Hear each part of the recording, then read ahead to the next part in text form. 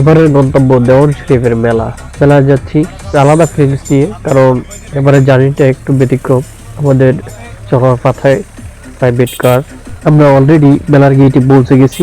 এখান থেকে কিছু দূর সামনের দিকে যেতে হবে, এরপরই মেলার মূল অংশ। কমলাপুরের এই মেলাটা আয়োজক কাইবা কবে আরম্ভ করছে এটা আমরা কেউই জানি না। এটা অটোমেটিকলি দাওয়াত ছাড়া সে পঞ্জিকার এই মেলাটা হয়।